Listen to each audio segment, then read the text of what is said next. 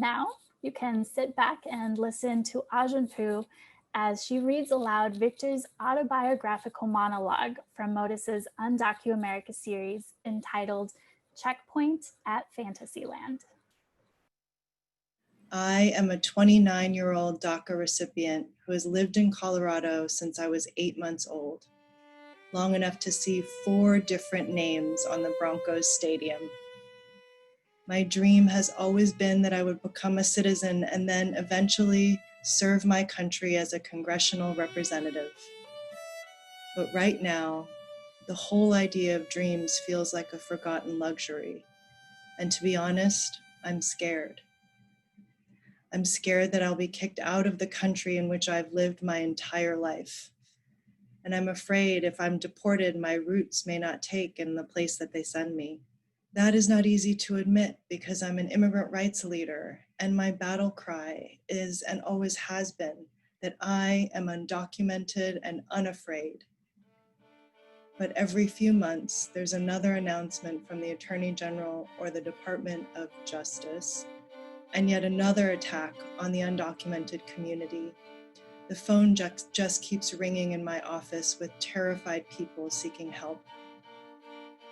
Not long ago, this father was picked up at his home under an order of removal in Colorado, and within 36 hours, before we could really organize resistance, he had been moved to Texas and then to New Mexico.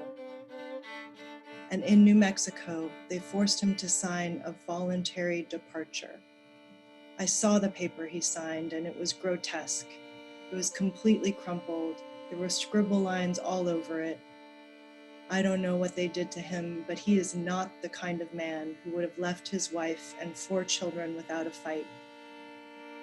And looking at that broken signature, I fear that a fight with a few detention guards is exactly what they gave him. The hardest thing is that these deportations and human rights abuses are being done on such a massive level that the individual starts to bleed into the abyss and each unique case ceases to matter. And that hurts because each one is a very real person with real dreams like me. I am here, I am brave, I am funny, I care. Is it okay to tear me out of my bed and away from my family in the middle of the night? Are you going to believe I'm scum that doesn't deserve compassion?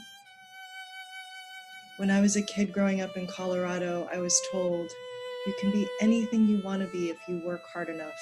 Dream big. What they didn't tell me was that there's an immigration checkpoint at the gate to Fantasyland. I'm trying not to let my hopes and dreams fizzle away with the attacks from the current administration because I'm afraid that there are fights we have yet to see that are far scarier, more effective, better funded even than this. So I'm going to share a political anecdote that has kept me going. During the 2018 election, my work was to get out the vote. It was hard. People of color were afraid their vote wouldn't count or they would be disenfranchised. We were watching in the news situations like Georgia, where the Secretary of State, who was running for governor, literally took 500,000 people off the rolls.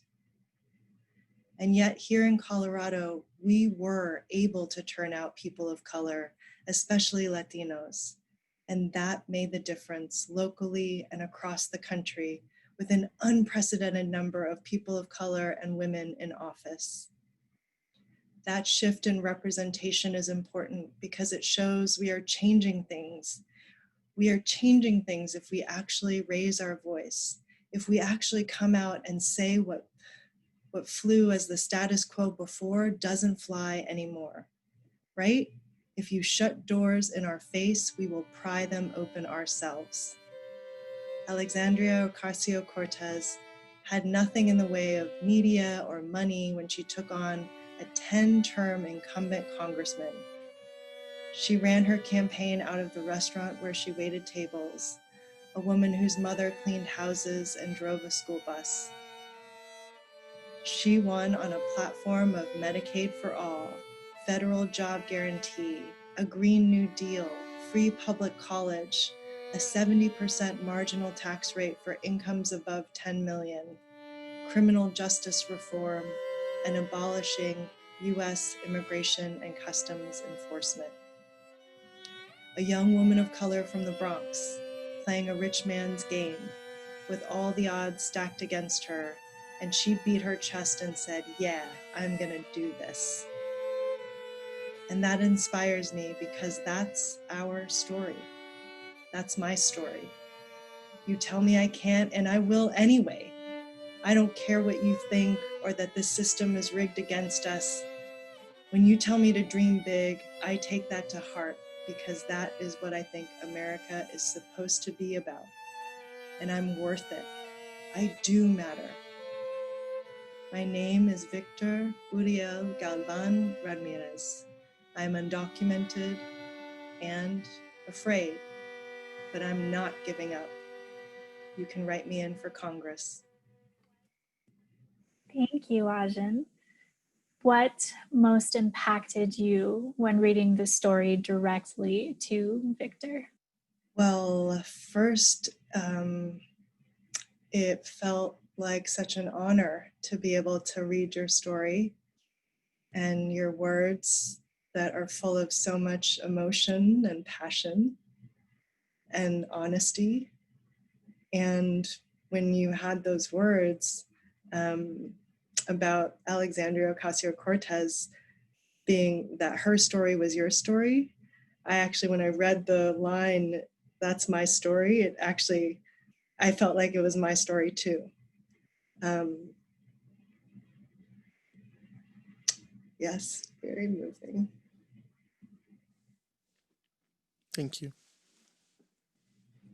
And I was in Georgia in 2018, getting out the vote, women of color voters, and unprecedented numbers of voters of color showed up at the polls, and they waited 8-9 hours in line to vote. They didn't give up either. And the only reason why we didn't win is because the system was rigged, but we're coming back. We're not stopping. It's just a matter of time. That's right. Victor, what most impacted you hearing Ajan read the story to you?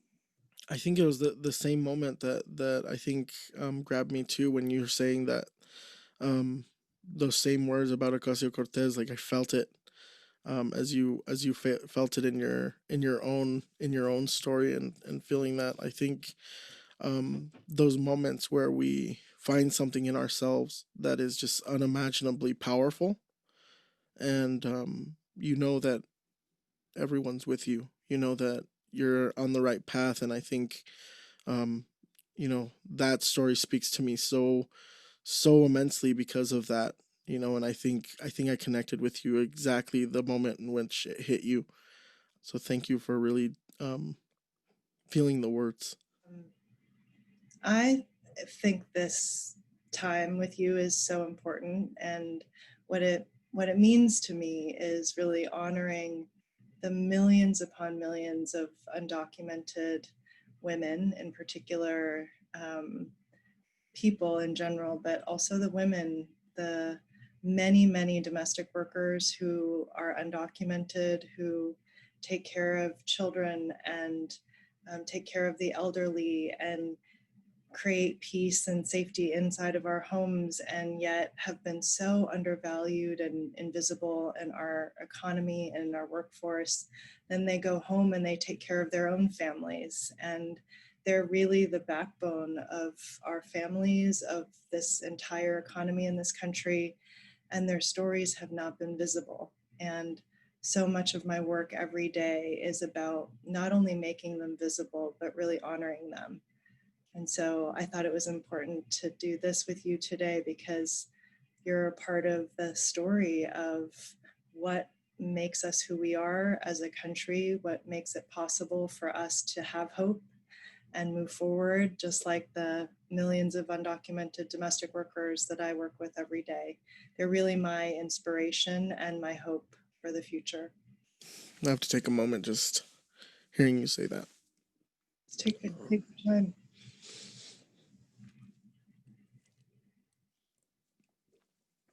I hear you in the moment that we're in. It's quite unexpected, you know, the moment that we're living, and everything that you say, you know, is just deeply resonating with me because I know what people are going through.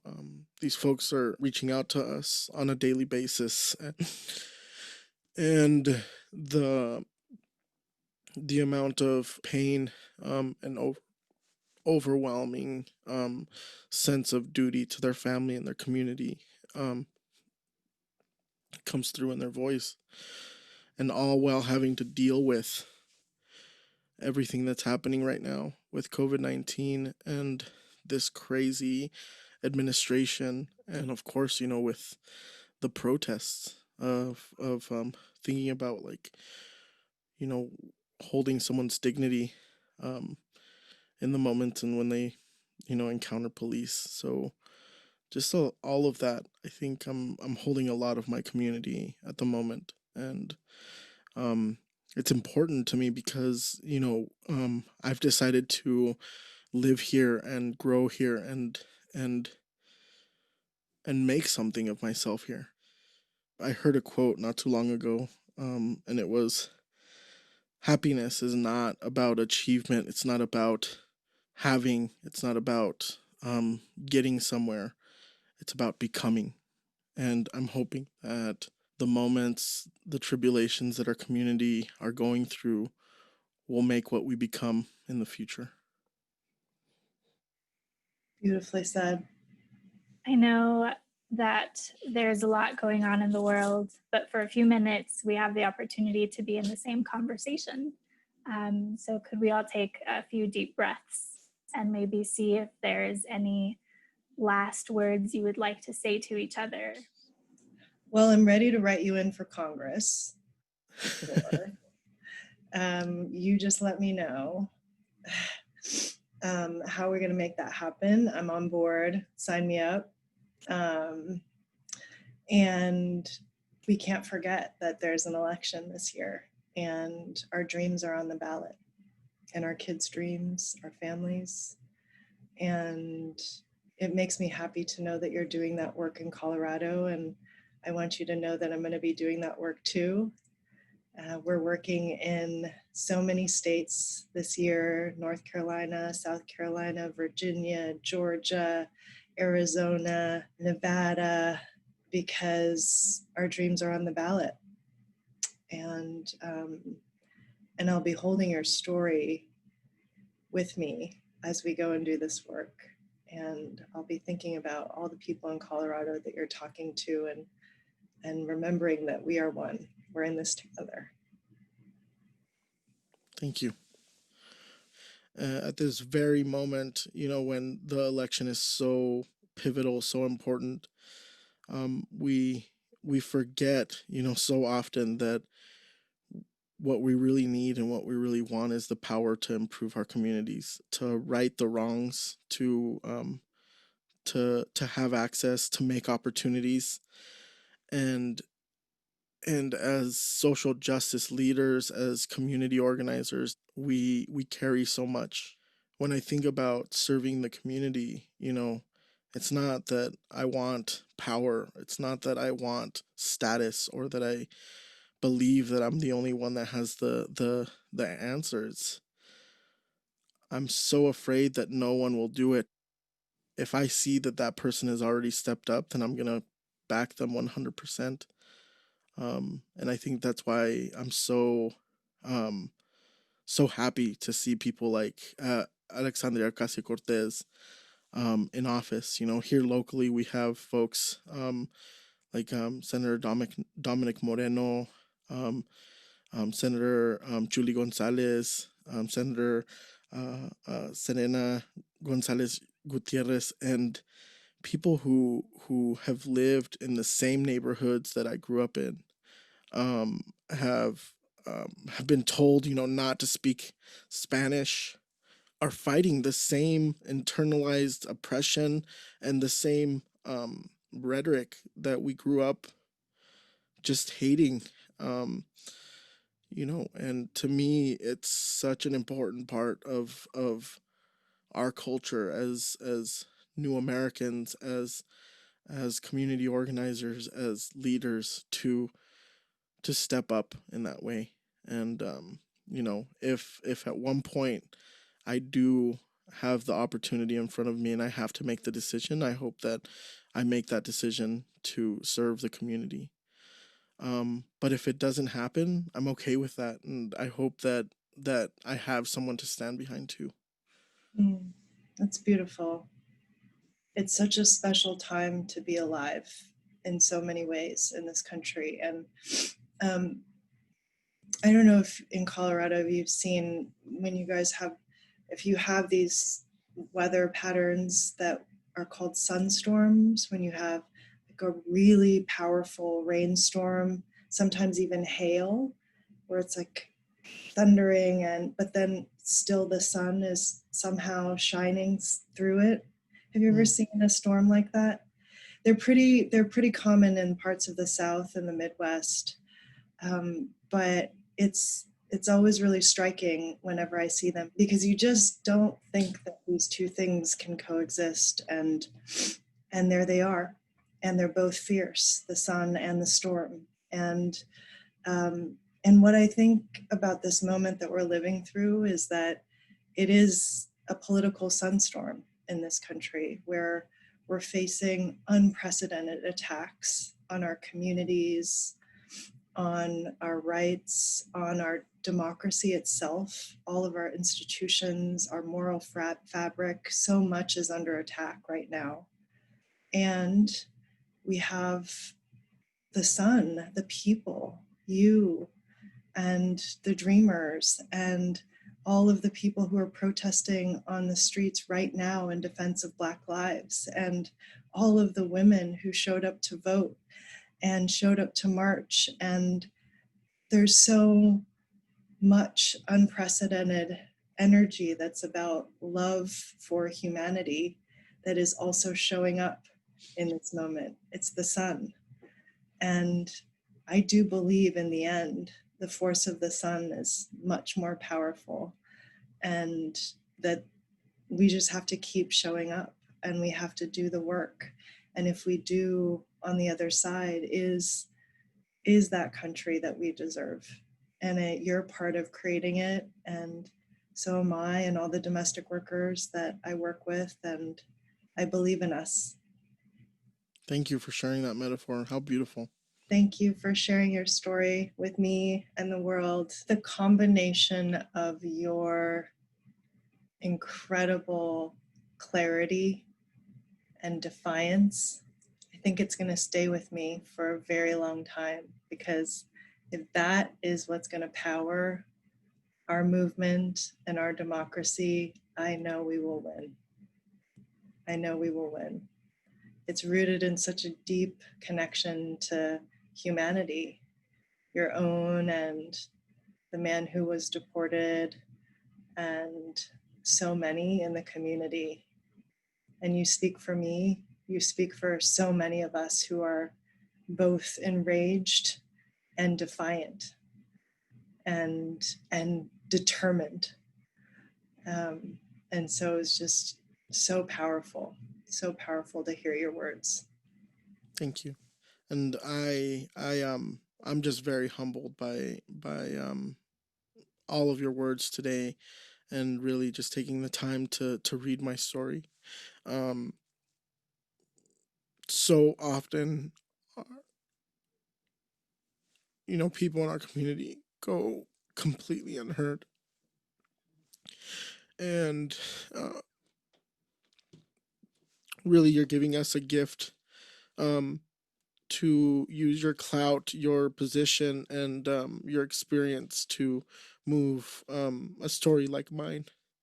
So thank you. Your story is going to change the country.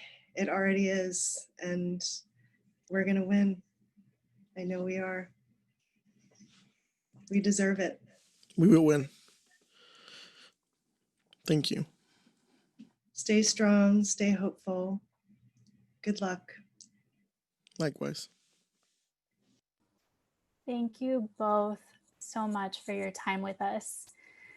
Now, while Robert Johnson sings a song to inspire us all, please tell us in the chat, what is something you will take from the story and conversation between Ajan and Victor, and how does that support your own Get Out the Vote efforts? People get ready. There's a train a-coming. You don't need no baggage. You just get on board.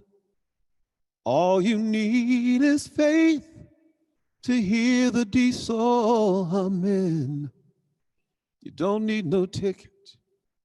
Just thank the Lord and say, all aboard, get on board. All aboard, get on board. People get ready. There's a train to Jordan, picking up passengers coast to coast. Faith is the key. Open the doors and board them. There's hope for all of us, all of those we love the most. Oh, all aboard, get on board, all aboard, yeah, get on board. Remember, people, get ready. There's a train a-coming. You don't need no ticket. You just get on board. All you need is to believe and keep the diesel humming. Reach out to each other and just thank the Lord. All aboard, get on board. All aboard, get on board.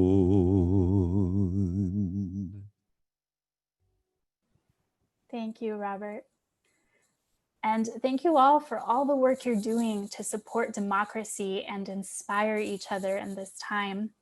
On behalf of Motus Theater, we want to again thank our Motus monologist, Victor Galvan, our reader who stood in his shoes, Ajan Poo, and Motus's powerful contributing artists, including Motus Theater's artistic director, Kirsten Wilson, singer Robert Johnson, and violinist Anthony Salvo. And thank you to all our funders and supporters. We could not do this work without you. And a big thanks to each of you, regardless of party affiliation, for everything you have done to support your community and our country. We are indeed stronger together. A special thanks to all the young people engaging in an election for the first time, the elders who are spending so much time volunteering to help register people and get folks to vote, and all the people on the front lines of violence in America who, no matter how hopeless things seem, keep fighting and using the power our ancestors and elders fought so hard to secure. We hope you will share either a copy of this video or the podcast version of this story that you can find on Motus Theater's Shoebox Stories website. With heart and gratitude, or to paraphrase Victor and Ajan, we are not giving up. Our dreams are on the ballot, and our kids' dreams are families. Remember, we are in this together. Good night, and thank you all.